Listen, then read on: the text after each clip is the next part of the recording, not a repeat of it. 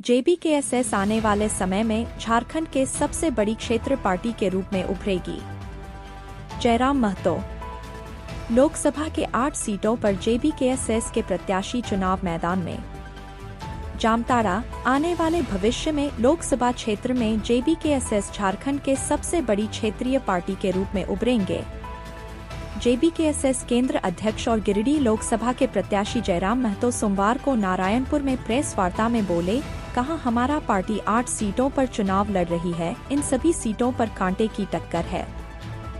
मैं यह बात इसलिए कह रहा हूं कि वोट परसेंटेज से अनुमान लगाया जा रहा है, हम लोग कॉन्टेस्ट में है। रही बात गिरिडीह लोकसभा सीट की, वहां हमारी जीत पक्की है। मौके पर मौजूद दुमका लोकसभा जेबीकेएसएस के प्रत्याशी बेबी लता टुडू के पक्ष में बोलते हुए कहा कि पढ़ी लिखी शिक्षित योग्य महिला उम्मीदवार है। यह दुमका लोकसभा सीट से चुनाव मैदान में है, यहां त्रिकोणीय मुकाबला होगा। बेबी लता टुडू ने भी अपनी बात रखकर लोगों को संबोधित किया। इस क्रम में नारायणपुर के कार्यकर्ता और समर्थक ने जयराम महतो और बेबी लता टुडू को जोरदार तरीके से स्वागत किया। तत्पश्चात जयराम महतो एवं बेबी लता टुडू एक चुनाव कार्यक्रम को संबोधित करने जामताड़ा निकल गए। मौके पर अकबर अंसारी, शफीक अंसारी, शांति गोपाल महतो, इरफान अंसारी, मदन मंडल समेत सैकड़ों कार्यकर्ता एवं समर्थक मौजूद थे। जागता झारखंड संवाददाता शहादत अली, नारायणपुर। कैसा नतीजा रहेगा? जैसा कि माहौल दिख रहा है, हमें लगता है कि आने वाले भविष्य में हम लोग झारखंड की सबसे बड़ी क्षेत्रीय पार्टी के रूप में उभरेंगे।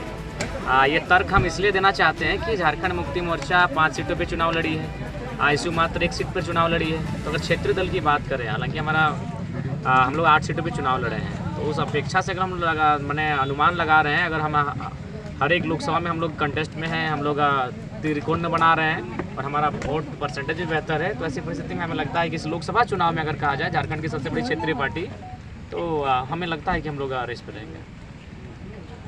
गिरिडीह में क्या रहा? देखिए, गिरिडीह तो खैर आप गिरिडीह में अगर आप कहीं भी जाके सर्वे करें, बस कुछ अनहोनी ना घटे, तो गिरिडीह को हम लोग जीत चुके हैं। कुछ अनहोनी अप्रिय ना घटे, क्योंकि देखिए जिस दिन चुनाव हुआ था उस दिन चारों तरफ ये वायरल था कि 65% परसेंटेज वोटिंग हुआ है, और आज पेपर में दिया गया 67% वोटिंग। तो इस तरह अगर कुछ अनहोनी और ऐसी बातें ना घटित हों, तो गिरिडीह का जो मैदान है वो हम लोग जीत चुके हैं। तो विपक्ष के लोग जो हैं अन्य पार्टी के, वो ईवीएम पर सवाल उठा, क्या जयराम महतो भी ईवीएम पर सवाल उठा? देखिए, हम लोग अभी यूथ हैं, इतनी जल्दी हम लोग इस प्रकार का परिपक्व नहीं हुए सवाल उठाएं, लेकिन कुछ चीज़ें हैं सामने।